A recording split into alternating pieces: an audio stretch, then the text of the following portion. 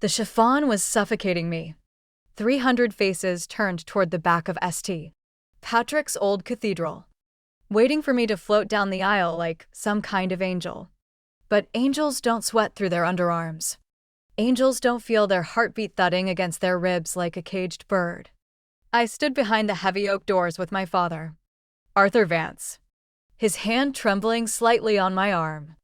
Not from age, from the medical bills, from the shame of walking his only daughter down the aisle to a man who called him old money dying out. "You look beautiful, sweetheart," Dad whispered, his breath smelling of the nitroglycerin tablet he'd popped 10 minutes ago. "Liam's a lucky man." Was he? I smoothed the front of my Vera gown. $30,000 that Liam insisted on, because the wife of a Roth doesn't wear off the rack. The corset dug into my ribs. The train stretched 6 feet behind me. I felt less like a bride and more like a hostage dressed in silk and pearls. The doors began to swing open. The organ swelled. Canon in D. Cliché. But Liam had chosen it. Liam chose everything. Where we lived. What I wore. What I ate. When I slept. For 2 years. I had been less a fiancé and more a curated accessory. A pretty handbag with a heartbeat. I took my first step. 60 feet of white runners stretched before me, flanked by roses and hydrangeas in Roth blue. Not a shade I'd chosen, but the shade that matched Liam's corporate logo. Even the flowers were branding. My bridesmaids stood at the altar in matching gowns, their smiles plastered on like wallpaper. My maid of honor, Chloe, caught my eye and gave me a tiny thumbs up. She knew. She was the only one who knew about the diagnosis. Early stage. Cervical cancer. Treatable. I had told Liam 3 nights ago. Sitting in his penthouse. The Manhattan skyline glittering behind him like a promise I couldn't keep. I had expected comfort. Maybe tears. Instead, he had stared at me like I'd just told him the car needed new tires. "Can you still have kids? That's what you're asking me." I'm being practical. The Roth line needs an heir. My father. Your father can go to hell. He had walked out that night. But he came back the next morning with roses and an apology. Said he was just scared. Said he loved me. Said the wedding was still on. I believed him. Because that's what broken people do. We believe the people who break us. Because the alternative is admitting we were stupid enough to hand them the hammer. Halfway down the aisle now. 30 feet. I could see Liam at the altar. Tall and golden in his custom Armani tux. Hair slicked back. Jawline sharp enough to cut glass. He looked like a prince from a fairy tale. That should have been the first warning. Princes in fairy tales don't exist. And the ones that do are always looking for the next kingdom. 20 feet. My phone buzzed in Chloe's clutch back at the door. Then again. I didn't hear it. Couldn't hear anything over the organ and my own pulse. 10 feet. Liam smiled at me. That smile. The one that had made me fall for him at that charity gala 2 years ago. When he'd said, "You're not like the other girls in this room. You have teeth." I had thought he meant it as a compliment. 5 feet. Dad lifted my veil. Kissed my cheek. Whispered, "Be happy, baby girl." Then he handed me to Liam. The minister began. "Dearly beloved, we are gathered here today." I stared at Liam's face, searching for something. Tenderness. Love. Even nervousness. All I saw was calculation. The same look he got when he was closing a deal. Weighing assets. Counting costs. Should anyone present know of any reason why this couple should not be joined in holy matrimony? The cathedral doors crashed open. Every head turned. The organ player stumbled on a chord, and the music ground to a halt in a discordant screech. A woman stood in the doorway, backlit by the afternoon sun like some vengeful angel. Blonde. Pregnant. Very pregnant. Her belly strained against a simple black dress, and her face was streaked with tears and mascara. No. I breathed. I knew her. Sloane Barrett. Liam's ex-girlfriend. The one he'd sworn was crazy and obsessed and completely out of the picture. "I'm sorry, everyone," Sloane called out, her voice echoing off the stone walls. Her hand rested on her swollen stomach. "But Liam has something he needs to say." Whispers erupted. Cameras clicked. Someone's phone was already live streaming. I saw the red light blinking from the third row. Liam's face went white, then red, then something I couldn't read. "Sloane, what the hell are you doing here?" "I'm having your baby, Liam." She walked down the aisle slowly, her heels clicking like a countdown. "In 3 weeks. Your son. And you promised me you'd call off this circus before you made a fool of both of us." My knees buckled. Chloe was at my side instantly, her hand on my elbow, her voice a sharp whisper. Stay upright. Don't give them the show." But it was already a show. Liam stepped away from me. Actually stepped away. Like I was contagious. Like I was the mistake he needed to distance himself from. He said, and his voice was cold, businesslike. The voice he used when firing people. "We need to talk. We need to talk." I heard my voice come out wrong. High. Thin. Like glass about to shatter. "We're at the altar. Liam. In front of 300 people. What exactly do you want to talk about?" Sloane reached the front pew. She didn't sit. She just stood there, one hand on her belly, the other holding up her phone. "Read the text. Liam. Read what you sent her." My phone. Chloe's clutch. I turned, and Chloe was already holding it out to me, her face pale. 5 messages. All from Liam. 7:32 a.m. "I can't do this." 7:33 a.m. "You're a liability, not a wife."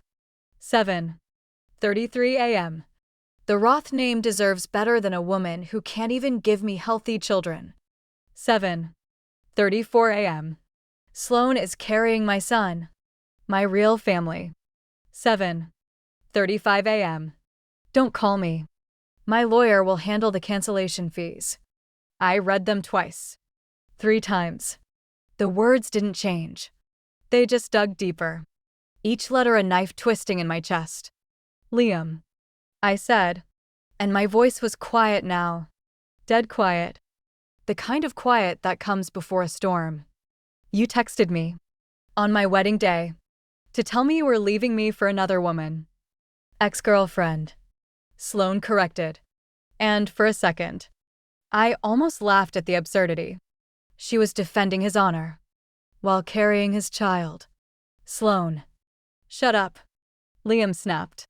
Then, to me, "Look, the cancer thing. It just made me realize.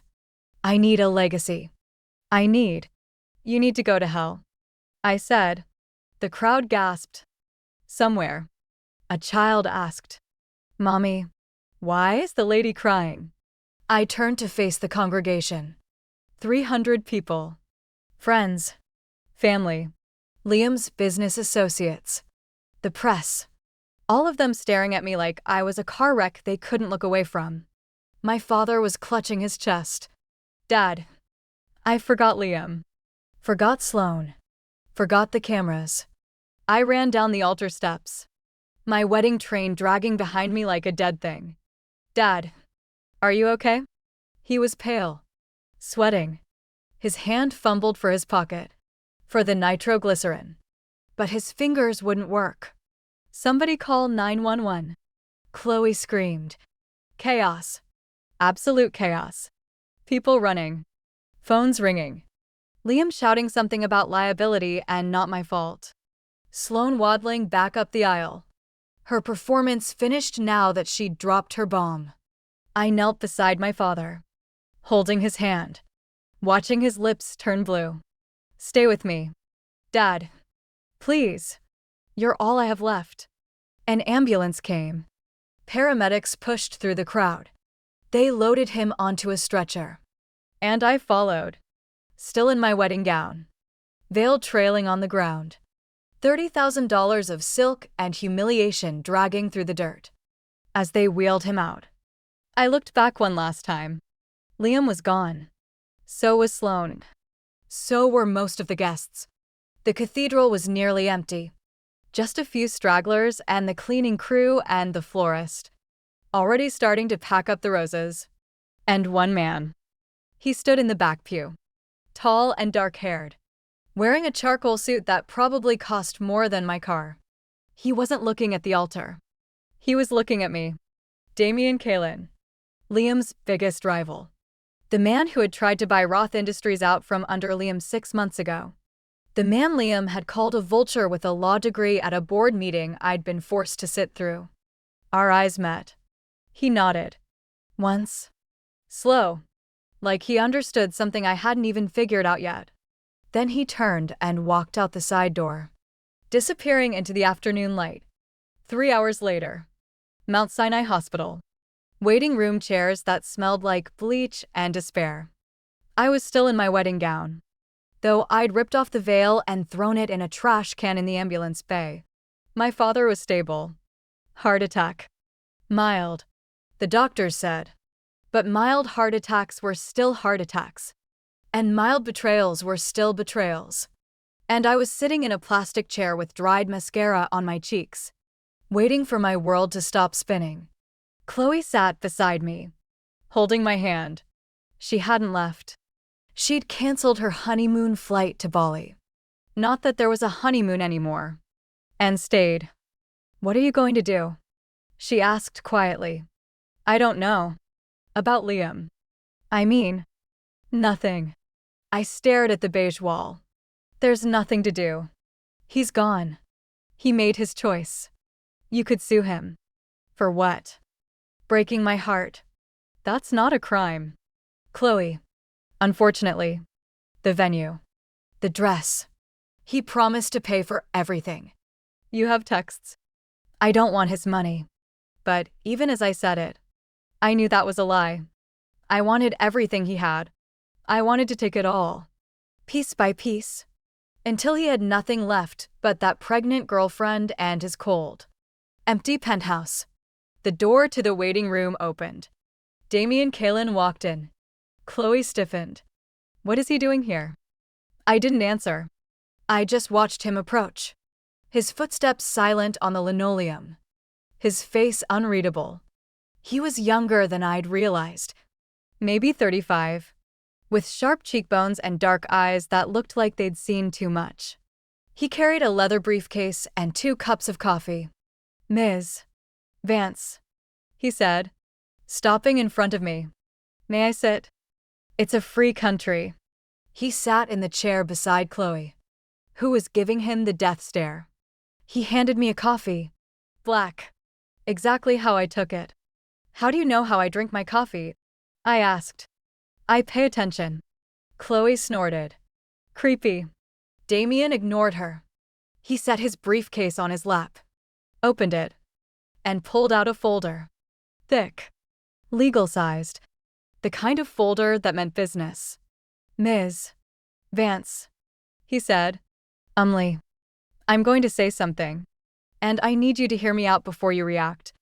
Can you do that? I can try. Good. He placed the folder on the table between us. I know what Liam did to you today was unforgivable. I know you're hurting. I know you're sitting here in a wedding dress that probably cost more than most people's rent, wondering where it all went wrong. You're really good at stating the obvious. I'm also good at revenge. He tapped the folder.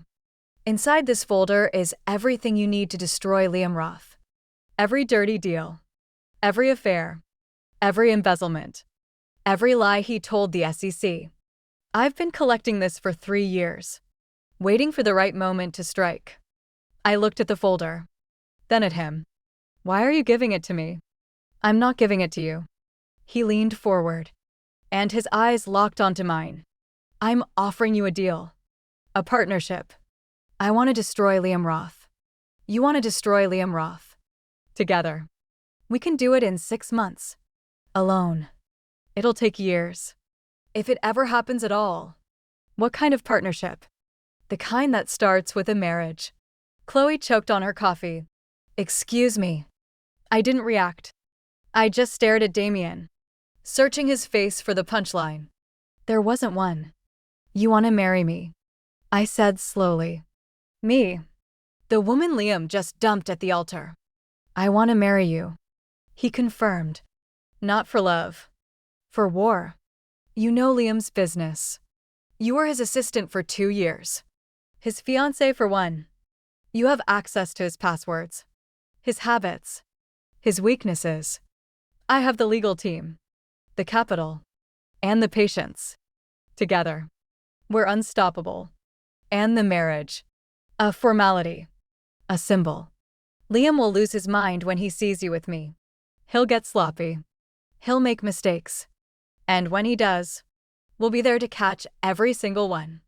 I looked down at my wedding gown. The dress Liam had chosen. The dress I had worn for him.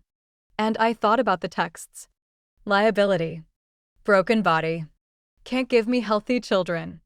Something hard and cold crystallized in my chest. Okay, I said. Chloe grabbed my arm. No. You can't be serious. I'm very serious. Damien raised an eyebrow. You haven't even asked about the terms. I don't care about the terms. I stood up, the chiffon rustling around me like a threat. I care about one thing. When we're done, I want him to know it was me. Not you. Not his enemies. Me. I want him to look into my eyes and know that I destroyed everything he loved. Damien smiled. It was not a nice smile. It was the smile of a predator who had just found his partner. I wouldn't have it any other way. The courthouse was gray and ugly and smelled like old paper and older dreams. 3 months after the wedding, that wasn't. I stood before a judge in a navy blue sheath dress. Not white. Never white again. And said 2 words that changed everything. I do. Damien stood beside me. His hand light on mine. His face as unreadable as ever. He wore a black suit and a silver tie. And if he felt anything about marrying a woman he'd met in a hospital waiting room, he didn't show it. The judge pronounced us husband and wife. No flowers. No music. No 300 guests. Just Chloe as my witness. Damien's lawyer Marcus Webb as his. And the quiet click of a camera from the one reporter Damien had invited. I had asked him about that. Why the press? Because Liam reads the society pages. Damien had replied, and I want him to choke on his breakfast. The ceremony lasted 7 minutes. The prenup signing took 2 hours. Marcus Webb was a thin, nervous man with thick glasses and the patience of a saint. He walked me through every page of the 142-page document, explaining clauses and subclauses and contingencies until my eyes glazed over. Basically, Chloe summarized from the corner of the room, where she was eating a bagel and looking disgusted. You get nothing if you leave him. And he gets nothing if you leave him. But if you both stay, you both get everything. That's reductive, Marcus said, but essentially accurate. It's a business contract. I said, I understand. Damien hadn't said much during the signing. He sat across the table from me, signing his own copies, his handwriting crisp and efficient. Once, our eyes met, and he gave me a small nod. We're doing the right thing. And I nodded back. The right thing for what? I wasn't sure yet. That evening, Damien's penthouse. Central Park views and furniture that looked like it had never been sat on. I stood at the floor-to-ceiling windows, looking down at the park, at the tiny ants of people walking their tiny dogs, living their tiny lives. None of them had been left at the altar. None of them had married their ex's rival for revenge. None of them had cancer. The diagnosis sat in my chest like a stone. I hadn't told Damien. It wasn't in the folder he'd given me. Liam had never put it in writing. He was too smart for that. And I had been too ashamed to tell anyone except Chloe and my father. My father, who was still recovering, who still didn't know I'd married a stranger. Penny for your thoughts. Damien stood in the doorway of the living room, a glass of whiskey in each hand. He'd changed out of his suit into a gray sweater and dark jeans. And without the armor of tailored wool, he looked almost human. Just thinking, I said, about whether I've lost my mind. He crossed the room and handed me a glass. If you have, you're in good company. I've been told I'm certifiable at least 3 times this year. By whom? My board, my mother, my therapist. He sat on the couch, the white leather couch that probably cost more than my first car, and gestured for me to join him. Sit. We need to talk strategy. I sat. The whiskey burned going down, and I welcomed the fire. The first move, Damien said, is the Roth Charity Gala. It's in 2 weeks. Liam will be there. Sloan will be there. The entire New York elite will be there. And we're going to walk in together, husband and wife, and watch him lose his composure. You want me to be bait. I want you to be a partner. He set down his glass and leaned forward, his elbows on his knees. Umli, I need you to understand something.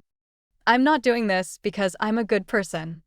I'm doing this because Liam Roth tried to destroy my company 3 years ago. He spread rumors that Kalen Corp was insolvent. He poached my COO. He slept with my CFO's wife to get insider information. Wow. He's a snake. But he's a smart snake. The only way to catch him is to understand how he thinks. He looked at me. And you know how he thinks better than anyone. I thought about the 2 years I'd spent as Liam's assistant. The long nights in his office. The way he talked about people like they were assets, not human beings. The way he smiled when he fired someone, like he was doing them a favor. I know where the bodies are buried, I said quietly. Literally. He had a construction project in Brooklyn that went over budget. 2 workers died in an unsafe trench collapse. He paid their families to stay quiet. Damien's eyes sharpened. Do you have proof? No. But I know where the paperwork is. His father kept everything in a safe at Roth Manor. Roth Manor. Damien leaned back, a slow smile spreading across his face. The family home. 12 bedrooms. 7 bathrooms. A heated pool. And a mortgage that's about to come due. What do you mean? Liam's been bleeding cash for months. The biotech expansion was a disaster. He's leveraged everything. The company. His accounts. The house. To keep it afloat. Damien pulled out his phone, scrolled through something, and showed me the screen. The bank is preparing to foreclose on the manor in 90 days. His father's legacy. His mother's dying wish. All of it. About to go on the auction block. I stared at the screen. At the numbers. At the address I'd visited 100 times. The house where Liam had proposed. The house where his mother had killed herself when he was 16. Can we buy it? I asked. Legally. No. The bank will sell to the highest bidder. And Liam will do everything he can to outbid us. Damien's smile widened. But I didn't become a billionaire by playing by the rules. If you're willing to bend a few, we can own that house before Liam even knows what hit him. I thought about Sloan, pregnant and smug, standing in the cathedral. I thought about Liam, stepping away from me at the altar like I was something dirty. I thought about the texts. Liability. Broken body. Tell me what to do. I said. 2 weeks later. The Roth Charity Gala. The Plaza Hotel. I had never worn red before. Liam had hated red. Too aggressive. He'd said. Too desperate. So I had worn pastels and neutrals. Beige and blush and cream. Colors that made me disappear. Colors that made me a background character in my own life. Tonight, I wore crimson. The dress was Valentino. Off the shoulder. Floor length. With a slit that went all the way to my thigh. Damien had sent a stylist to my apartment. His apartment now. Our apartment. And the stylist had taken one look at me and said, "We're going to make them remember your name." My hair was down, curled and loose. My makeup was dark, dramatic, dangerous. The diamonds around my neck belonged to Damien's mother, borrowed for the occasion, and they sparkled like frozen fire. I look like a different person, I said to my reflection. You look like yourself, Chloe said from behind me. She was my plus one. Damien was meeting me there, and she was wearing emerald green and looking like she wanted to punch someone. The self you were always supposed to be, before he got his hands on you. I took a breath, then another. The limo ride to the plaza was short and silent. I watched Manhattan flash by, the lights blurring into streaks of gold and white. And I thought about the last time I'd been to a Roth event. Liam had introduced me as his associate, not his girlfriend, even though we'd been sleeping together for 6 months. Associate. Like I was a junior lawyer. Not the woman who knew his coffee order and his passwords and the way he cried after he fought with his father. The limo stopped. The door opened. Damien was waiting on the red carpet. He looked like he'd been carved from marble and dressed in heaven. Black tuxedo, white shirt, a single red carnation in his lapel, matching my dress. His dark hair was swept back. And his eyes, those unreadable, bottomless eyes, lit up when he saw me. You're staring, I said as I took his hand. I'm appreciating my wife. Don't get used to it. This is a transaction. Remember. He leaned close, his lips brushing my ear. Transactions can be pleasurable. Haven't you learned that yet? Then he pulled back, offered his arm, and we walked into the gala together.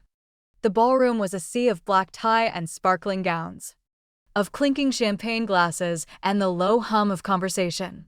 A string quartet played something classical and forgettable. The chandeliers were the size of small cars, and the walls were draped in ivory silk. And in the center of it all, holding court like the king he believed himself to be, stood Liam Roth. He saw us the moment we walked in. I watched his face change in slow motion. Confusion, recognition, disbelief. And then, there it was. The expression I'd been waiting for. Rage. Pure, undiluted rage. He was holding a glass of wine. His knuckles went white around the stem. Beside him, Sloane Barrett, no longer pregnant. I noticed. Her body slimmed down and poured into a gold gown. Was talking to someone. Oblivious. Then she followed his gaze. And her mouth fell open. You've got to be kidding me, she said, loud enough for the people around them to hear. Liam said. Not loud, but I heard him across the room. The way you hear a gunshot in a crowded street. Damien and I walked toward them. Slowly, deliberately. Every step measured. Every movement calculated. By the time we reached Liam, the entire ballroom was watching. Liam, I said, and my voice was honey and poison. You look well. Fatherhood suits you. His jaw clenched. What are you doing here? You weren't invited. My wife goes where I go, Damien said smoothly. He slipped his arm around my waist, pulling me close. Surely you remember your former. What was she? Liam. Assistant. Mistress. Fiancé. She was nothing. Liam spat. And there it was. The truth he'd been hiding behind smiles and flowers and $30,000 dresses. She was always nothing. I felt the words like a slap. But I didn't flinch. I smiled. Is that why you texted me 7 times the week after the wedding? Is that why you showed up at my apartment at 2 a.m, begging me to take you back? I tilted my head. Chloe has the security footage. By the way, want me to post it online? Liam's face went white. Sloane's went red. You went to her apartment. Sloane hissed. It wasn't like that. It's always like that with you. I said, isn't it? Liam, you can't stand to lose. Not money. Not power. Not women. You left me at the altar because I was damaged goods. But the second someone else wanted me, you couldn't handle it. You're reading too much into. Am I? I stepped closer to him, close enough to smell his cologne. The same one he'd worn the night he proposed. You had your chance, Liam. You threw it away. Now I'm Mrs. Damien Kalin. And I'm going to spend every day of my marriage making sure you regret that choice. The ballroom was silent. 100 people held their breath. Sloane looked like she wanted to kill someone. And I wasn't sure if that someone was me or Liam. Probably both. Damien raised his champagne glass. To new beginnings, he said, loud enough for everyone to hear. The room erupted in awkward, scattered applause. Liam stared at me for a long moment. His face was a mask of fury barely contained. Then he leaned in, so close I could feel his breath on my cheek, and whispered, "You really think he wants you? You're just a pawn. A pretty piece on his board. The moment you're not useful, he'll throw you away. Just like I did." I smiled. Sweet. Serene. Absolutely untouchable. And you're just a memory, I whispered back. Then I turned, took Damien's arm, and walked away. Behind me, I heard Sloane's voice rise in anger. I heard Liam's voice, placating, defensive. I heard the whispers of the crowd, the speculation, the judgment. None of it mattered, because for the first time in 2 years, I wasn't afraid. The safe was exactly where I remembered it, behind the painting of Liam's grandmother, in the study on the second floor of Roth Manor. A heavy black sentry safe with a digital keypad and a mechanical override that Liam's father had installed in 1998. I had watched Liam open it a dozen times. I had memorized the code. Damien's voice crackled in my earpiece. Status. I'm in. The manor was empty. Liam was in the city for a board meeting. A meeting Damien had scheduled specifically to draw him away. And the staff had been given the day off. I had a tower window to find what I needed and get out. The safe beeped. The door swung open. Inside, stacks of cash, a few pieces of jewelry, a gun, and a thick manila folder labeled Brooklyn. I pulled out the folder and opened it. Construction permits. Safety violations. A handwritten note from Liam's father. Dated 6 years ago. 2 workers dead. Trench collapse. Unsafe shoring. Paid families $500,000 each to sign NDAs. Destroy this. And there it was. The proof. I pulled out my phone and photographed every page. Then I photographed them again, just to be sure. Then I put the folder back, closed the safe, and reset the painting. I have it, I said into the earpiece. Get out. Now. I was halfway down the stairs when I heard the front door open. Hello. Sloane's voice. Liam. Are you home early? I froze. She wasn't supposed to be here.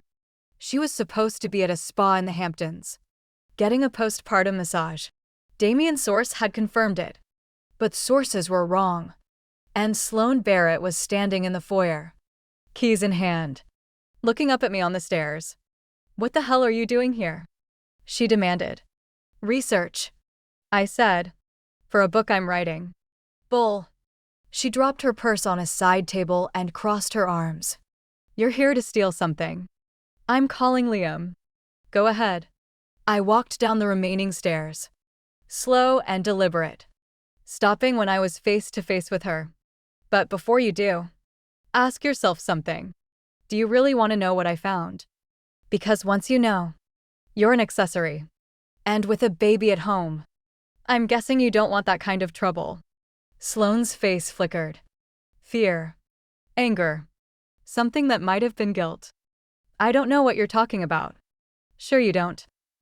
I stepped around her, heading for the door. Tell Liam I said hello. And tell him I'm looking forward to the foreclosure sale. Wait. What foreclosure sale? I didn't answer.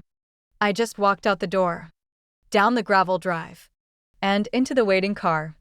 Damien was in the back seat, phone in hand, looking at the photos I'd already uploaded to our secure server. "The Brooklyn documents are solid," he said as the car pulled away. "But they're not enough. Liam will claim his father was responsible, that he had no knowledge. We need something that ties him directly to the cover-up. Give me a week." I said, "I'll give you 3 days. The bank is moving faster than expected. They've scheduled the foreclosure auction for next Tuesday." Next Tuesday. I did the math. That's insane. He'll never have time to raise the capital. That's the point. The bank wants the property off their books. They're willing to take a loss to move it quickly. Damien looked at me. "Do you have a number in mind? What's the house worth to you?" I thought about the manor. The 12 bedrooms. The 7 bathrooms. The pool where Liam's mother had drowned herself. The study where Liam's father had beaten him. The kitchen where I had cooked Thanksgiving dinner. Hoping to earn Liam's love through mashed potatoes and pie. "It's not about the house," I said. "It's about what it represents." Which is everything he took from me. Everything I'm going to take back. 3 days later. Damien's office. Kalen Corp headquarters. The boardroom was glass and chrome, with a view of the Hudson River and a table that seated 20. Today, only 4 people sat around it.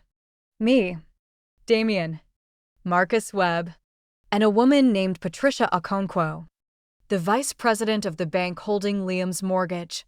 Patricia was tall, sharp, and clearly uncomfortable. "Ms. Vance, Mr. Kalen, I need to be transparent with you. This is highly irregular. Mr. Roth is a valued client, and the bank has every intention of giving him the opportunity to satisfy his debt before we move to auction. With respect," Damien said, "Mr. Roth has had 6 months to satisfy his debt. He's missed 4 payments. He's ignored every letter and phone call from your collections department. At what point does valued client become liability?" Patricia's jaw tightened. "We have procedures. And we have capital." I slid a folder across the table. $15 million. Cash. Ready to transfer the moment the auction gavel falls. That's 10% above market value for the property, given its condition and location. Patricia opened the folder. Her eyebrows rose. "This is a very generous offer. It's a generous property, but it comes with strings." I leaned forward. "We want the auction moved up. Not next Tuesday. Tomorrow." "That's impossible. The legal notices have already been filed." "Marcus." I glanced at the lawyer. Marcus cleared his throat. "I took the liberty of preparing the paperwork. All signatures are in order. The only thing missing is yours, Ms. Okonkwo." Patricia stared at the documents, then at me, then at Damien. "You two are playing a very dangerous game." "We're not playing," Damien said. "We're winning. The question is whether you want to win with us or stand in our way." A long silence. Then Patricia picked up a pen. The next day, the foreclosure auction. A nondescript office building in downtown Manhattan. Liam didn't know until he walked in the door. I watched his face as he saw me sitting in the front row. Damien beside me. Marcus beside him. The blood drained from his cheeks, then flooded back, red and hot. "What is this?" he demanded, turning to the auctioneer. "Why are they here?" "Mr. Roth, please take your seat. The auction is about to begin. This is my family's home. They have no right. They have every right," the auctioneer said calmly. "The bank has followed all legal procedures. The property is being sold to the highest bidder. Now, if you'll please, I'll outbid them. Whatever they offer, I'll beat it." The auctioneer raised his gavel. Opening bid, $12 million. 13. Liam said immediately. 15. Damien said. Liam's head snapped toward him. 16. 18. 20. I leaned over to Damien. "He doesn't have 20. He's bluffing. I know. Damien raised his hand. 25 million. The room went silent. Liam's face went white. 25 million. The auctioneer repeated. Going once. Going twice. Wait. Liam gasped. I need to make a call. I can get the money. The auction is cash only. Mr. Roth, do you have $25 million in a liquid account? Liam opened his mouth. Closed it. His hands were shaking. Going. 3 times. The gavel came down. Sold to Mr. Damien Kalin. For $25 million. I stood up. Walked over to Liam. He was staring at the auctioneer's desk like he'd been shot. You can't do this. He whispered. That's my mother's house. My father's legacy. Your father beat your mother in that house. My voice was quiet. Cold. Your mother killed herself in that house. And you left me at the altar in front of 300 people because I had cancer. I stepped closer. So yes, Liam, I can do this. And I'm going to enjoy every second of watching you lose everything you love. You bitch. No. I smiled. You're looking at Mrs. Umlee Kalin. And this is only the beginning. The eviction notice arrived by certified mail. I had it hand-delivered. Because I wanted to see his face. Not out of cruelty. Okay, maybe a little out of cruelty. But because I needed to know that he understood. That he felt it. Damien and I drove to Roth Manor together. The morning was gray and cold. A November drizzle turning the leaves to mush on the ground. The manor looked like something out of a Gothic novel. All stone and ivy and shuttered windows. Liam was waiting on the front steps. He looked terrible. His suit was wrinkled. His hair was unkempt. There were dark circles under his eyes. And his hands shook when he saw us get out of the car. Umlee, please. His voice cracked. Please don't do this. Don't do what? Take back what you stole from me. I walked up the steps. The eviction notice in my hand. You left me at the altar. Liam, you called me a liability. You said I couldn't give you healthy children. I was wrong. I was scared. The cancer is gone. I'm cancer-free. Liam, thanks to Damien's doctors. Not your love. I held up the notice. You have 24 hours to vacate the premises. Any belongings left after that will be donated to charity. Charity. He laughed. A bitter, broken sound. You're not donating anything. You're going to sell it. Make a profit. This was never about revenge. It was about money. You're right. I stepped closer. It was about money. It was about power. It was about everything you thought I wasn't smart enough to take from you. I held out the keys. You want them. The keys to your childhood bedroom. Come and get them. He stared at the keys. His hand reached out, then stopped. What's the catch? There's no catch. You can have the keys. But first, you have to apologize. Publicly. In front of the cameras. I gestured to the line of reporters that Damien had tipped off. Now gathering at the gate. You're going to tell them the truth. About the cancer. About the texts. About Sloan. Everything. Liam's face went pale. You can't be serious. I've never been more serious in my life. And if I refuse, then I release the Brooklyn documents. The ones your father tried to burn. The ones that prove you knew about the trench collapse. The ones that will send you to prison for negligent homicide. I smiled. Your choice. Liam. Public humiliation or federal prison. He stood there. Frozen. For a long moment. The rain soaked his hair. His shoulders. His expensive shoes. He looked like a man who had just realized he'd been dead for years and no one had bothered to tell him. You're a monster. He whispered. No. I pressed the keys into his hand. I'm the woman you made. He did it. He stood in front of the cameras, rain streaming down his face, and confessed. About the cancer. About the texts. About leaving me at the altar for a woman who was already pregnant with his child. About everything. The internet exploded. Hashtag liability Liam trended for 3 days. His company's stock plummeted. His board called for his resignation. Sloane took the baby and left him, fleeing to her mother's house in Connecticut. And I stood in the living room of Roth Manor, my manor now, and watched it all unfold on the news. Chloe was beside me, holding a glass of champagne. "You did it," she said. "You actually destroyed him." "Not yet." I turned off the TV. "The house is just the beginning. I'm going to turn this place into something he can never take back." "What do you mean?" I walked to the window, looked out at the gardens where Liam's mother used to hide from her husband. The gardens where Liam had proposed to me, kneeling in the dirt with a ring that cost more than most people's houses. "A shelter," I said, "for domestic violence survivors.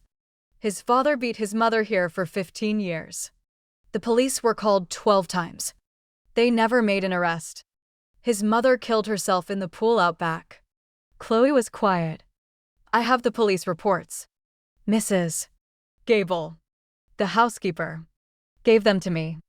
She's been saving them for 20 years, waiting for someone to do something." I turned to face Chloe. "I'm going to name it after Liam's mother, Eleanor's house. And every woman who walks through those doors is going to know that their abuser can lose, that their abuser can be beaten, that they don't have to stay." Chloe set down her champagne, walked over to me, hugged me, tight and fierce. "You're not the woman he made," she whispered. "You're the drawer was locked. It shouldn't have been. Damien's study was open to me. He had given me a key, told me to make myself at home, said what's mine is yours with a smile that almost looked genuine. But this drawer, in the bottom of his antique desk, was locked with a small brass key that I had never seen before. It was 3 a.m. Damien was asleep upstairs, exhausted from a week of board meetings and investor calls. I couldn't sleep. I never could sleep. Not since the wedding. Not since Liam. Not since I started having nightmares about empty altars and ringing phones. So I had come down to the study, looking for a book, and found the drawer instead. I should have left it alone. I didn't. The lock was cheap. A paper clip, bent just right, and it popped open with a soft click. Inside, a manila envelope. No label, just the envelope, thick with papers, hidden in the dark. I pulled it out, opened it, and my world ended for the second time. The first photo was of Liam and Damien, arm in arm, at a fraternity party. They were young, early 20s, both wearing matching sweatshirts and identical grins. Behind them, a banner read, "Delta Kappa Epsilon, class of 2012. My hands started shaking. The next paper was a letter, dated 2 years ago, addressed to Sloane Barrett. "Dear Sloane, I know we haven't spoken in years, but I have a proposition for you. You want Liam Roth. I want him destroyed. I think we can help each other. Here's my plan." I read the rest. Every word, every detail, every carefully orchestrated manipulation. Damien had paid Sloane to get pregnant, had introduced her to Liam at a party, had encouraged the affair, had whispered in Liam's ear about how Sloane was always the one who got away. He had funded her fertility treatments, had paid for the private clinic, had coached her on when to reveal the pregnancy, right before the wedding, for maximum damage. He had destroyed my wedding. Not Liam, Damien. And he had used me to do it. I sat there, in the dark, with the proof in my hands. And I didn't cry. I couldn't cry. I was past crying. I was past feeling anything except a cold, hard rage that settled into my bones like frost. Footsteps on the stairs. Damien's voice. Sleepy. Confused. "What are you doing down here?" I stood up, turned around. He was wearing a white t-shirt and gray sweatpants. His hair messy. his eyes barely open. He looked human, vulnerable, like someone I could almost love. Explain this. I held up the letter. He saw it. His face went through a series of changes. Confusion, recognition, fear, resignation, all in the span of a heartbeat. Explain it. Now. He walked into the room. Slowly, like he was approaching a wounded animal. Let me sit down. No. Explain it standing up. He stopped, ran a hand through his hair, sighed. It started as a business strategy. Liam was destroying my company. I needed to take him down. And I needed leverage. Sloane was leverage. She still loved him. Still wanted him. Still would have done anything to get him back. So you used her. So I used her. And then I met you. He looked at me. And for the first time, I saw something real in his eyes. Something raw. You weren't supposed to be part of the plan. You were just his assistant. His fiancée. A means to an end. But then I watched you walk down that aisle. And I saw the way he looked at you. Like you were nothing. And I knew I had to save you. Save me. I laughed. And it was ugly. You didn't save me. You used me. You bought me. You paid Sloane to destroy my wedding so you could sweep in and play the hero. It wasn't like that. It was exactly like that. I stepped closer. The letter crumpled in my fist. You told me you wanted a partner. You told me we were in this together. But I was just a tool. A weapon. A pretty piece on your board. I fell in love with you. Stop. That wasn't part of the plan. None of this was supposed to happen. But I look at you. And I see someone who survived something that would have broken most people. Someone who turned pain into power. Someone you manipulated. I threw the letter at him. It hit his chest and fluttered to the floor. Someone you lied to. Every day. Every night. Every time you held my hand or kissed my cheek or told me we were partners. It was all a lie. It wasn't all a lie. Enough of it was. I walked toward the door. I'm leaving. Please. Don't follow me. Don't call me. Don't send flowers or lawyers or apologies. I turned at the door. Looked at him one last time. You destroyed my wedding to build your empire. And I will never forgive you for that. I walked out. Behind me, I heard him say my name. Once. Twice. A third time. I didn't look back.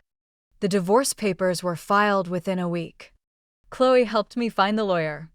A shark named Miriam Stein who had never lost a case and had a personal vendetta against billionaires. They all think they're untouchable. Miriam said, reading through the prenup. This one's going to be fun. I didn't feel like having fun. I felt like burning everything down. The Wall Street Journal article came out on a Thursday. I had given them the evidence. The letter. The photos. The emails between Damien and Sloane. And they had run with it. Front page. Above the fold. Kalen Corp CEO orchestrated rival's downfall through fiancé manipulation. Damien's stock plummeted. His board called an emergency meeting. His mother, a elegant woman who had never liked me, called me personally to say, I hope you're happy. I'm not happy. I said, I'm just not being lied to anymore. The shelter was my fortress. I moved into one of the rooms. A small one. With a single window and a bed that creaked. And I told the staff that I wasn't leaving until Damien Kalen was out of my life for good.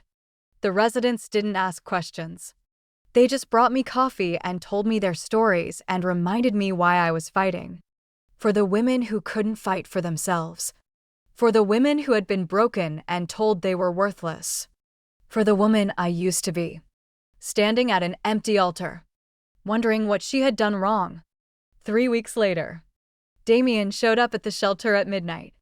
I was in my room. Reading. A trashy romance novel that Chloe had given me. The kind where the hero was always kind and the heroine never got left at the altar.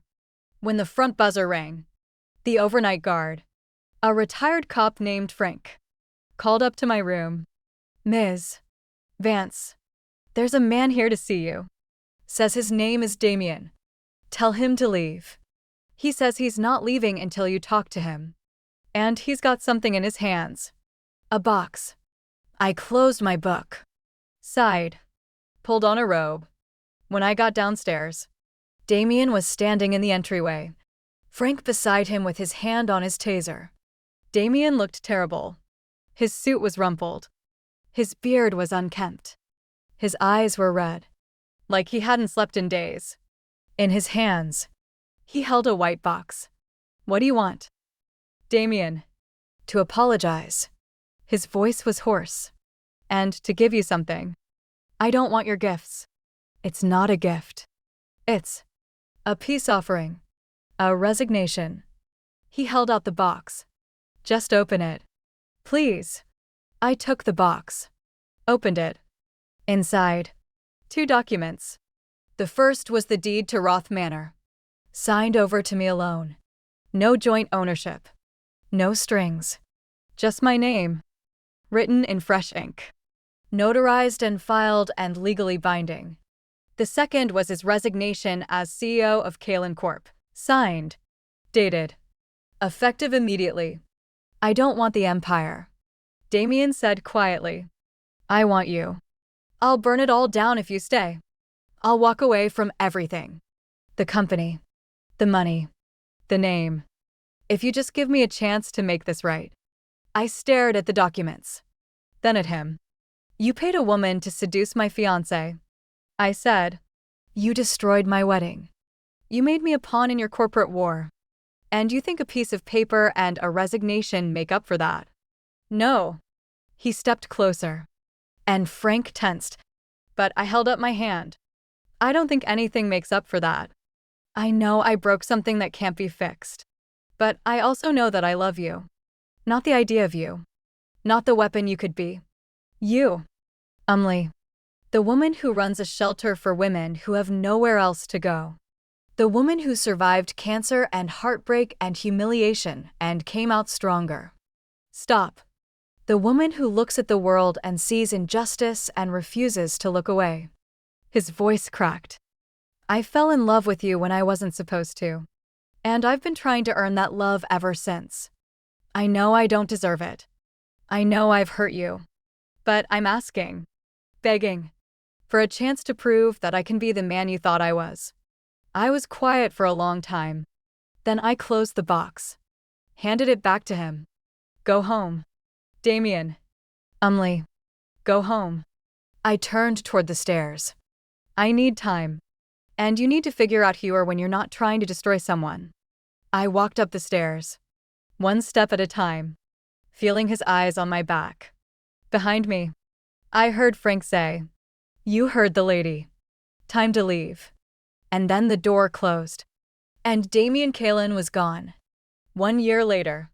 The garden at Roth Manor was in full bloom. Roses.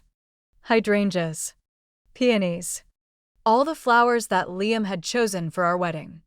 Now growing wild and free, untamed by his controlling hands. The women from the shelter tended them. Pulling weeds and planting seeds. Turning the grounds into something beautiful and alive.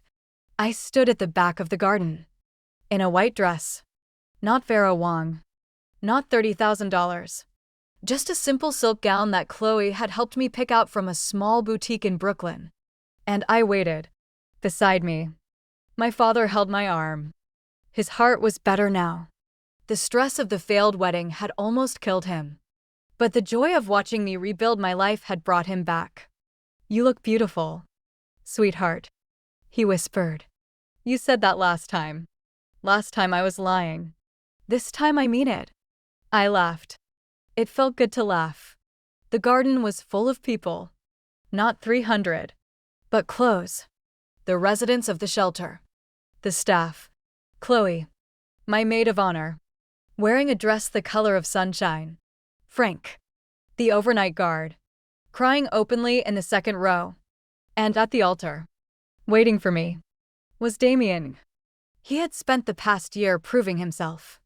Not with money or power or manipulation, but with actions. He had resigned from Kalen Corp. Really resigned. Not just threatened. And had spent his days volunteering at the shelter, fixing leaky faucets and painting bedrooms and listening to women who had been through hell. He had gone to therapy, had apologized to everyone he'd hurt, had written a letter to Sloan, not asking for forgiveness, just acknowledging the damage he'd done. And he had waited. He had shown up at the shelter every day for 6 months, asking if I was ready to talk. Some days I said yes. Some days I said no. He never pushed, never demanded, never made me feel like I owed him anything. And slowly, painfully, I had started to trust him again. Not the way I had trusted Liam.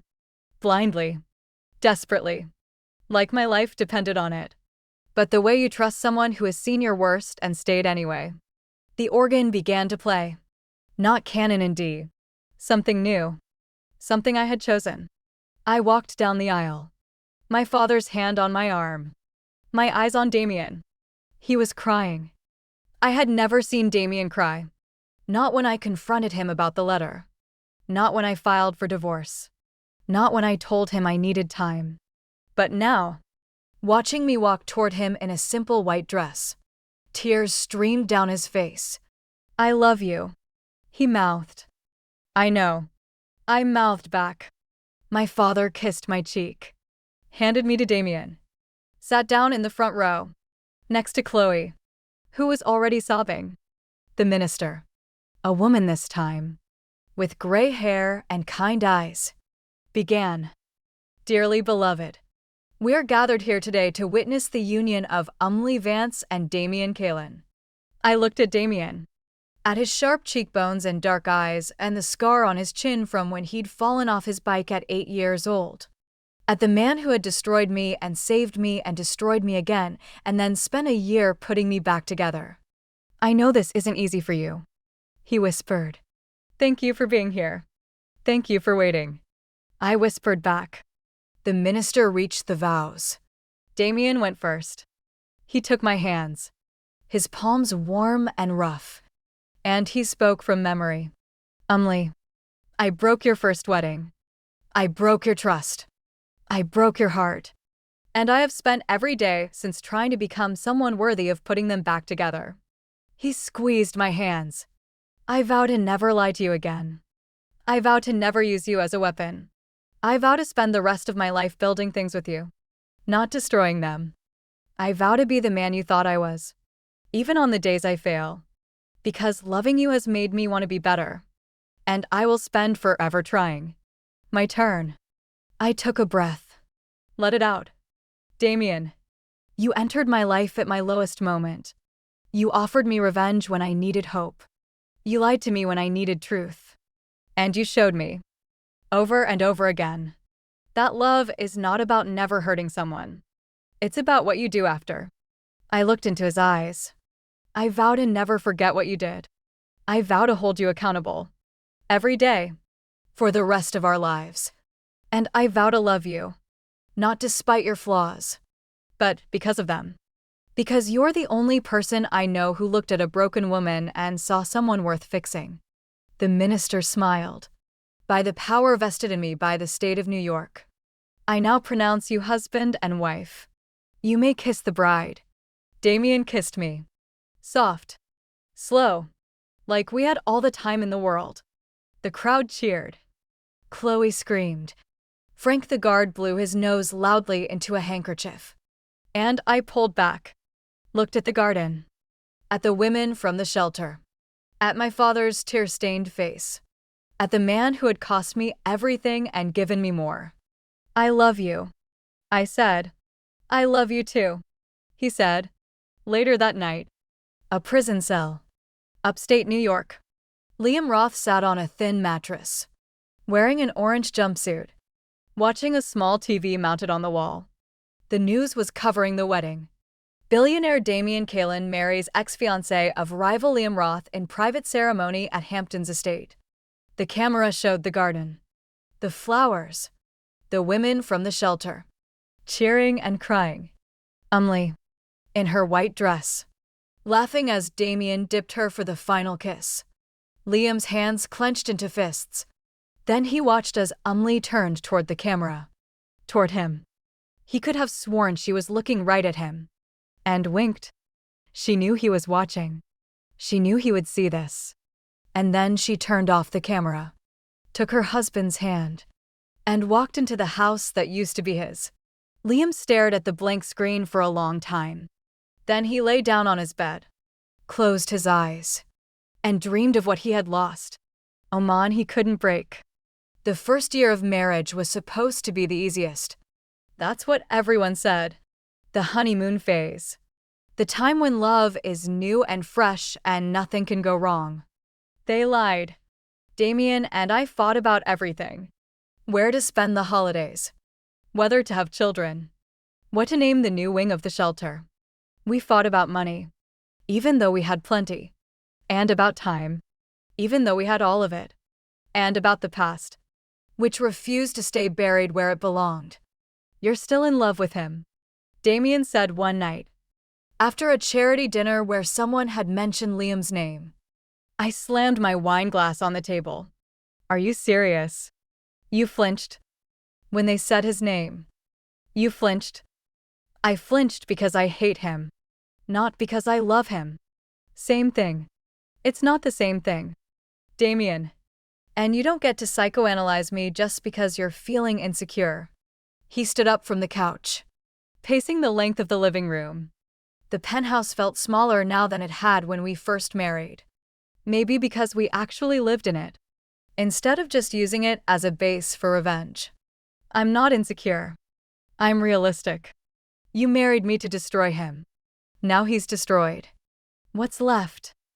I stared at him. What's left is us. Or have you forgotten that part? Have you? The question hung in the air between us.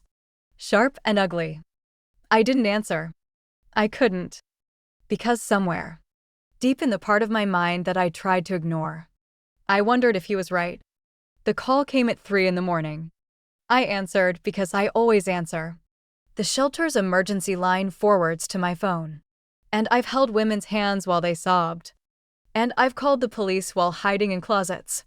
And I've learned that 3 a.m. is when the worst things happen. But this wasn't a shelter call. Umlee. The voice was familiar. Too familiar.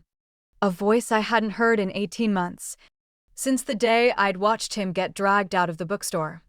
Umlee. Please don't hang up. Liam. I sat up in bed, my heart pounding. Beside me. Damien stirred but didn't wake. How did you get this number? Prison phone. They let us make calls. I've been trying for weeks. Then the guards should have stopped you. You're not supposed to contact me. There's a restraining order. I know. But I had to hear your voice. Just once. I got out of bed, walked into the bathroom, closed the door, stared at my reflection in the mirror. Pale. Tired. The face of a woman who had been married twice and betrayed more times than she could count. What do you want? Liam. To apologize. Really apologize. Not like at the bookstore.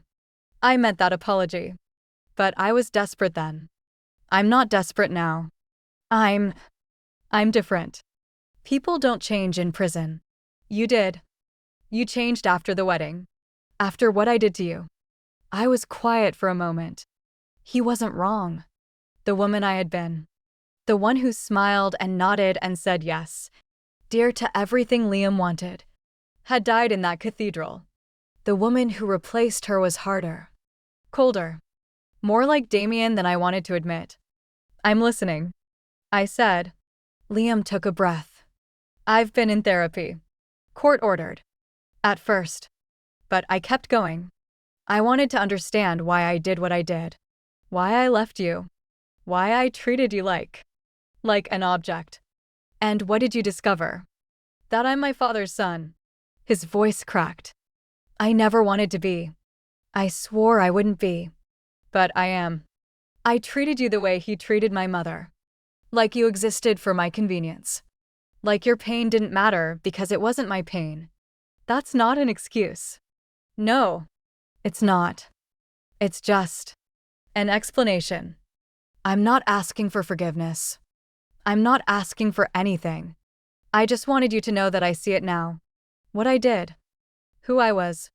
He paused. Who I still am. Maybe, but I'm trying to be different. I sat on the edge of the bathtub, the phone pressed to my ear. And I thought about the women at the shelter. How many of them had received calls like this? From ex-husbands, ex-boyfriends, ex-something. Promising they'd changed. Promising they were different. Promising they'd never hurt anyone again. Some of them meant it. Some of them didn't. The problem was, you could never tell which was which until someone was already bleeding. I'm glad you're getting help, Liam. But I can't be part of it. I know. Don't call me again. I won't. I hung up, sat in the dark bathroom for a long time, staring at the phone in my hand. Then I went back to bed, lay down beside Damien, and stared at the ceiling until the sun came up. The next morning, I told Damien about the call. He listened without interrupting, his face unreadable. When I finished, he was quiet for a long moment. Are you okay? He asked finally. I don't know. Do you believe him? I don't know that either. Damien took my hand. His fingers were warm. Steady. I spent a year proving myself to you. He's going to have to do the same. But not to you. To himself. To whatever's left of his conscience. You're not jealous. I'm terrified. He looked at me. And for the first time, I saw fear in his eyes. Real fear. Not the performative kind he used in boardrooms. I spent so long being the villain in everyone else's story. You made me want to be the hero. But if you leave me for him, I'm not leaving you for him. I know. I know. He pulled me close, wrapped his arms around me. But the thought of losing you to anyone, even a ghost, it scares me more than anything. I rested my head on his chest, listened to his heartbeat. Steady. Real. Then let's stop being scared, I said, and start being honest. About what? About everything. The shelter. The future. The baby. Damien went still. The what? I pulled back, looked at his face, watched the confusion turn to disbelief, turn to wonder. I'm pregnant, I said. 6 weeks. I found out yesterday. The cancer doctors said it might not be possible. The treatments. The scar tissue. But apparently, they were wrong. I smiled. And for the first time in months, it felt real. We're having a baby. Damien kissed me. Hard and fierce and full of everything he couldn't say. And for a little while, the ghosts stayed in the garden where they belonged. The pregnancy was complicated from the start. My oncologist, Dr. Warren, sat me down in her office with a folder full of test results and a face that said, I've seen this before. And it doesn't always end well. Your body has been through a lot. The cancer, the treatments, the stress. Carrying a baby to term is going to be challenging. How challenging? There's a 30% chance of miscarriage, a 15% chance of preterm labor, and a 5% chance of complications that could threaten your life. Beside me, Damien went pale. What kind of complications? Bleeding, infection, organ failure. Dr. Warren didn't sugarcoat it. I appreciated that. I'm not saying this to scare you. I'm saying it so you can make an informed decision. What decision? I asked. There's no decision. I'm keeping the baby. Damien started. Don't. I held up my hand. Don't tell me to be careful. Don't tell me to think about the risks. I've spent my whole life being careful. And it almost got me killed. I'm done being careful. Dr. Warren nodded slowly. Then we'll need to monitor you closely. Weekly appointments. Bed rest if necessary. And if anything goes wrong, anything at all, we may need to terminate the pregnancy to save your life. Understood. Damien didn't speak again until we were in the car. Then he turned to me, his hands gripping the steering wheel, his knuckles white. You could have talked to me first. You would have said no. Of course I would have said no. You're talking about risking your life for a baby that isn't even. He stopped, took a breath. I'm sorry. That came out wrong. No. It came out exactly right. I stared out the window, watching the city blur past. You're scared. I'm scared. But I'm not going to let fear make this decision for me. I've done that before. It didn't work out. This is different. Is it? I turned to look at him. Liam was scared of my cancer. So he left. You're scared of my pregnancy. Are you going to leave too? He pulled the car over, slammed it into park, turned to face me, his eyes blazing. I am never going to leave you. Do you understand me? Never. But I am not going to stand by and watch you die for a baby that we could have adopted. Or surrogate. Or, it's not about the baby. My voice was quiet. It's about me. It's about proving that my body isn't broken. That I'm not broken. That I can do what every woman is supposed to be able to do. Every woman isn't supposed to do anything. He reached for my hand. You're not broken. You never were. But you're also not invincible. And I can't lose you. I can't. I looked at our hands, intertwined on the center console. His thumb traced circles on my palm, the way it always did when he was nervous. You won't lose me. I said. You can't promise that. Then I'll promise something else. I squeezed his hand. I'll fight. Every day. For both of us. And when it gets hard, when it gets impossible, I'll let you carry me. But I won't give up. Not on this baby. Not on you. Not on us. Damien closed his eyes, took a breath. Let it out. Okay, he said. Okay. The pregnancy became national news. Billionaire's wife defies odds. Carries high-risk pregnancy cancer survivor Kalin expecting first child. Doctors warn of complications as Kalin Airnear's term the tabloids had a field day. Some called me a hero. Others called me selfish. A few, the ones I didn't read twice, called me a fool for risking my life for a child who might not survive. Liam wrote me a letter from prison. I found it in the mail one morning, handwritten on legal paper. The envelope stamped with the seal of the New York State Department of Corrections. Dear I saw the news. I know you probably won't read this, but I need to say it anyway. I'm sorry for every time I made you feel like your body was the problem. It wasn't. I was. My fear. My weakness. My inability to see past my own needs. You're going to be a great mother. Better than mine was. Better than yours was. I know you don't talk about her. But I remember what you told me. She left when you were 12.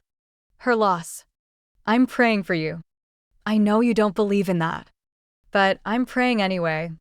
Liam, I read the letter 3 times. Then I folded it, put it back in the envelope, and put it in the drawer where I kept the important things. Chloe found it a week later, when she was helping me organize the nursery. Are you serious? She held up the envelope like it was radioactive. You're keeping letters from your ex-fiancé, the one who left you at the altar. He's not my ex-fiancé anymore. He's just a person who used to be in my life.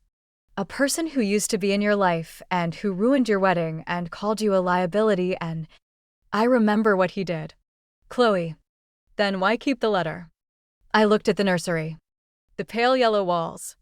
The crib Damien had assembled himself. The stuffed animals piled in the corner like fuzzy witnesses. Because he's trying. I said. And because forgiveness isn't about the other person. It's about me. It's about letting go of the anger so it doesn't eat me alive. Chloe stared at me. You've changed. I hope so. I mean it. The I met 5 years ago would have burned that letter. She would have framed it and posted it on Instagram and laughed while the world tore him apart. That was hurt. That was scared. that Umli hadn't survived cancer and built a shelter and married a man who loved her. I put my hand on my belly, feeling the baby kick. This Umli is different. This Umli has something to protect. Chloe was quiet for a long moment. Then she hugged me, careful of my stomach, and whispered, "I'm proud of you. Don't be proud yet." I said, "I've still got 3 months to go." The baby came early, 28 weeks, 3 months before the due date. I woke up in a pool of blood, the sheets soaked red. And I knew, the way you know things in nightmares, that something was very, very wrong.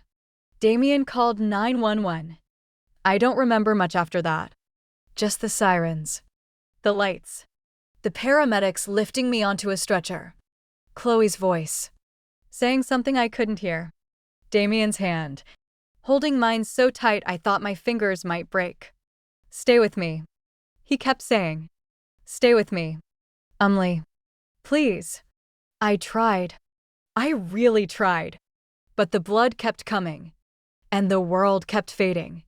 And somewhere between the ambulance and the operating room, I stopped fighting. I woke up in a white room. Bright lights. Beeping machines. The smell of antiseptic and something else. Something sharp and chemical that made my stomach turn. Umli. Damien. Sitting beside the bed. His face drawn and pale. His eyes red from crying. "The baby?" I whispered. "Is the baby?" "She's fine." He squeezed my hand. "She's in the NICU. She's small. 3 pounds. 2 ounces. But she's fine. The doctors say she's going to make it." He smiled. It was the most beautiful thing I had ever seen. We have a daughter." I started crying. I couldn't help it. The relief, the fear, the joy. It all came out at once. In ugly sobs that shook my whole body. I thought I lost her. I gasped. "I thought I lost both of you." "You didn't." Damien leaned forward, pressed his forehead to mine. "You didn't lose anyone. You're here. She's here. We're all here." "What happened?" "Placental abruption. The doctors said it was a miracle you survived. You lost almost half your blood." His voice cracked. "They had to do an emergency C-section. You were unconscious for 2 days." 2 days. I had lost 2 days of my life. 2 days of my daughter's life. And I didn't even know it. "Can I see her?" "Not yet. You need to rest." The doctors said. "I don't care what the doctor said. I want to see my daughter." Damien looked at me for a long moment.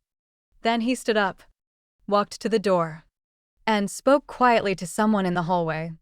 A few minutes later, a nurse came in pushing a small incubator on wheels. And inside the incubator, wrapped in a white blanket and hooked up to more wires than I could count, was the smallest person I had ever seen.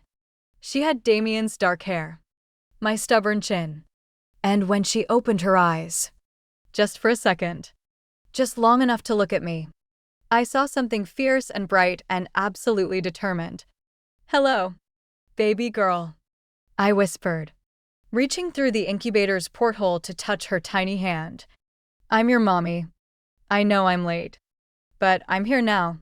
She gripped my finger, tight, and I knew, in that moment, that everything I had survived, the cancer, the wedding, the betrayal, the blood, had been worth it.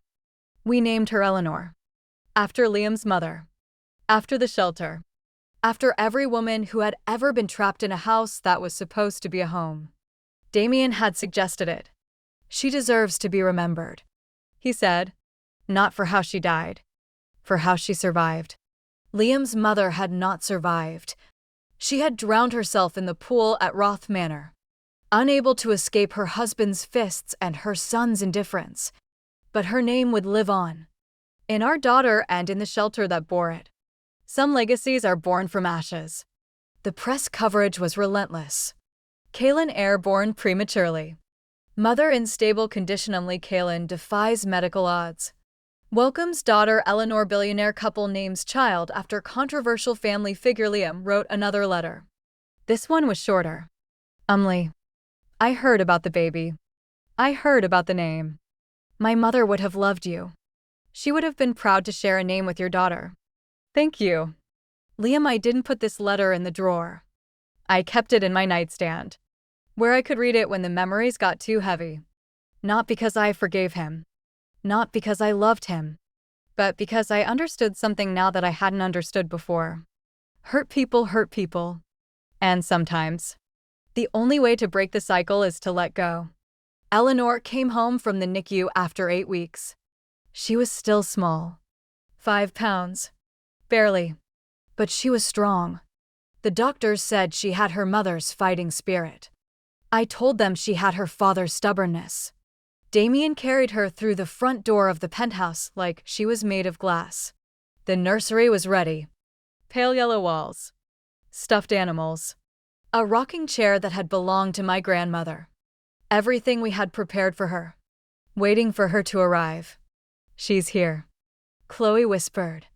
Tears streaming down her face. She's really here. She's really here. I agreed.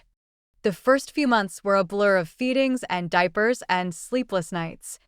Damien took paternity leave. Something his father would never have done. And we learned together how to be parents. It was harder than I expected. Not the baby. The baby was easy. Compared to everything else. The hard part was the fear. Every time Eleanor coughed, I panicked. Every time she slept too long, I checked her breathing. Every time she cried, I heard my own voice, crying in a hospital bed, wondering if I would live to see her grow up. You need to talk to someone, Damien said one night, after finding me sobbing in the nursery at 3 a.m. I'm fine. You're not fine. You're having panic attacks. You're not sleeping. You're barely eating. He knelt beside the rocking chair, took my hands. This isn't weakness. Umly, this is trauma. And you don't have to go through it alone. I don't want a therapist. Then talk to me. Talk to Chloe. Talk to anyone. Just don't keep it inside. I looked down at Eleanor, sleeping in my arms, her tiny chest rising and falling with each breath. I'm scared. I admitted. I'm scared that something will happen to her. I'm scared that something will happen to me. I'm scared that I've used up all my luck, all my second chances, and there's nothing left. Luck doesn't run out. Damien sat on the floor, leaned his head against my knee. You're still here. She's still here. That's not luck. That's love. That's fighting. That's refusing to give up. What if I can't keep fighting? Then I'll fight for you. That's what we promised. Remember, when it gets impossible, I'll carry you. I remembered. The car, parked on the side of the road, his hand in mine. I love you. I said. I love you too, he said. And for a little while, the fear went quiet. The letter came on Eleanor's first birthday. Not from Liam. From someone else. Someone I hadn't thought about in years. Dear Umly, you don't know me, but I know you. I'm Liam's mother's sister, his aunt. My name is Margaret. I've been following your story for years. The wedding, the shelter, the baby. I wanted to reach out before, but I didn't know if you'd want to hear from me. I have something that belongs to you. Something my sister wanted you to have. Please call me. Margaret. I stared at the letter for a long time. Then I picked up the phone. Margaret lived in a small town in Vermont, in a house that smelled like lavender and old books. She was 68 years old, with gray hair and kind eyes and the same smile as Liam. The same smile I had fallen in love with. Once upon a time. You look like her, I said when she opened the door. So do you. Margaret stepped aside. Let me in. Not her face. Her spirit. Eleanor had a light in her that nothing could extinguish. Not even my brother-in-law. I followed her into the living room. Sat on a couch that had seen better days. A fire crackled in the fireplace. On the mantel, photographs of a woman I didn't recognize. Blonde, smiling, holding a baby who looked like Liam. Liam's mother, Margaret said, following my gaze. My sister. She was beautiful. She was broken. Margaret sat across from me, her hands folded in her lap. My brother-in-law, Liam's father. He was a monster. Not the obvious kind. The kind that smiles at parties and hits his wife behind closed doors. The kind that tells his son that women are property and tears are weakness. I know, I said quietly. Liam told me. Some of it. Anyway, he didn't tell you everything.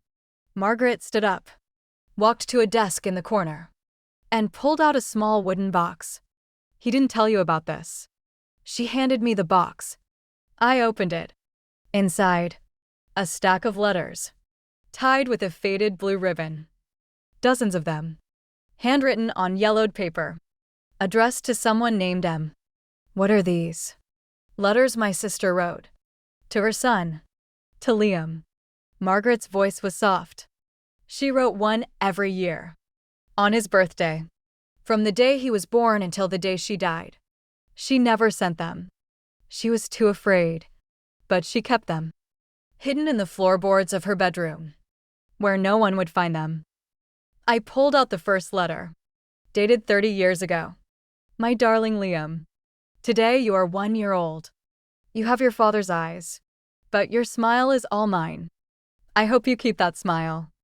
I hope the world doesn't steal it from you the way it stole mine. I love you. I will always love you. Even if I can't tell you in person. Momi read another. And another.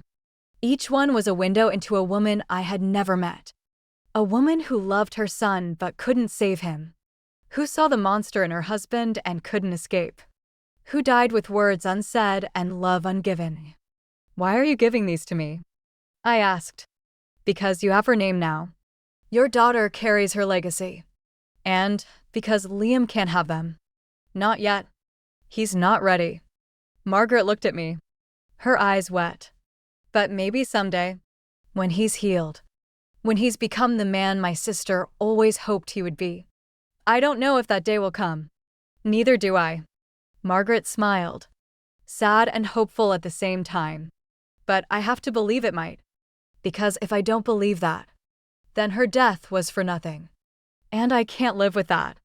I took the box home. Put it in the drawer with Liam's letters.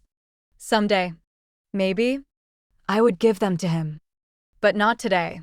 The news broke on a Tuesday. Liam Roth denied parole. Remains incarcerated for role in construction deaths. I read the headline on my phone. Sitting in the garden at Roth Manor. Watching Eleanor take her first wobbly steps across the grass. She was 14 months old now. Walking and talking. Mama and Dada and no. Her favorite word. And she looked like a tiny doll in her yellow sundress. Did you see? Damien asked, handing me a cup of coffee. I saw. Are you okay? I'm fine. I watched Eleanor fall. Pick herself up. Fall again. I don't feel anything. Actually. Is that terrible? It's not terrible. It's healing. I wasn't sure it was healing. But it was something. And something was better than nothing. The phone call came an hour later. Umlee Vance Kalin. Yes. This is Warden Briggs. From Greenhaven Correctional Facility. I'm calling about Liam Roth. My heart stopped. What about him? He's requested a visitor. He says it's urgent. He says you're the only one he wants to see. I have a restraining order.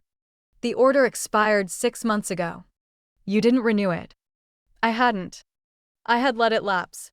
Intentionally. Because I didn't want to keep fighting a war that was already over. I don't want to see him. He says it's about the construction deaths. He says there's something he didn't tell the investigators. Something that could affect your safety. My safety. Not his. Mine. What kind of something? He wouldn't say. Only that it was important. And that you would want to hear it from him. Not from the news. I looked at Damien, who was watching me with concern in his eyes. I looked at Eleanor, who was now trying to eat a dandelion. Give me the address. I said, I'll be there tomorrow. Greenhaven Correctional Facility was gray and ugly and smelled like hopelessness. I sat in a visiting room, on a plastic chair bolted to the floor, waiting for Liam to appear. A thick glass partition separated us. Phones on both sides. The door opened. Liam walked in. He looked older. His hair was graying at the temples, and there were lines on his face that hadn't been there before. But his eyes, those blue eyes that had once made me believe in fairy tales, were clearer than I had ever seen them. He picked up the phone. His voice crackled through the speaker. Thank you for coming. I almost didn't. I know. He sat down across from me, his hands resting on the counter. I know I don't deserve this. I know I don't deserve anything from you. But I needed to tell you something. Something important. I'm listening. He took a breath. Let it out. The construction deaths. The ones in Brooklyn. The ones my father covered up. He paused. They weren't an accident. I went cold. What do you mean? I mean someone sabotaged the site. Someone wanted those workers to die. And that someone is still out there. Who? Liam looked at me. His eyes were full of something I couldn't name. Fear. Maybe. Or regret. Or both. Sloan. He said. I almost dropped the phone. Sloan Barrett. Your ex-wife. She was never my ex-wife. We were never legally married. The ceremony was fake. A paper filing that she forged. I didn't find out until after the divorce. That's not possible. You're a lawyer. You would have checked. I didn't. I trusted her. He laughed. Bitter and broken. Stupid. Right. After everything I did to you, I trusted someone who was doing the same thing to me. What does Sloan have to do with the construction deaths? She was the whistleblower. The one who tipped off the investigators. She wanted to destroy my father. And me. Because she blamed us for something that happened years ago. What something? Liam looked down at his hands. Her brother. He worked on that construction site. He was one of the workers who died. The room spun around me. I gripped the phone tighter. My knuckles white. Sloan's brother died in the trench collapse. Yes. And she blamed my father. She thought he cut corners on purpose. To save money. And she blamed me. Because I was supposed to be overseeing the project. But you were 22 years old. You were just out of law school. It didn't matter. She wanted revenge. And she used me to get it. He looked up at me.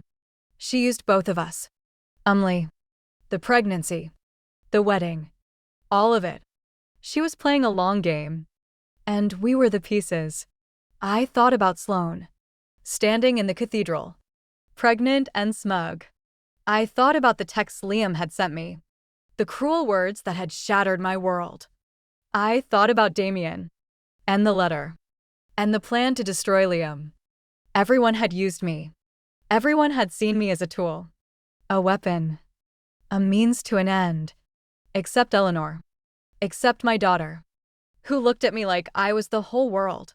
Why are you telling me this now? I asked. Because she's out. Liam's voice was barely a whisper. She was released from custody last week. The charges against her were dropped. Lack of evidence. And she blames you for everything. Me? What did I do? You took the manor. You took the name. You took everything she thought was hers. He leaned closer to the glass. She's coming for you. And I can't protect you from in here. I sat there, frozen, as the pieces clicked into place. Sloan Barrett, the woman who had destroyed my wedding. The woman who had pretended to love Liam. The woman who had orchestrated everything from the shadows. She wasn't a victim. She was a predator. And I was her prey. I hugged her back. And for the first time in months, I didn't feel like crying.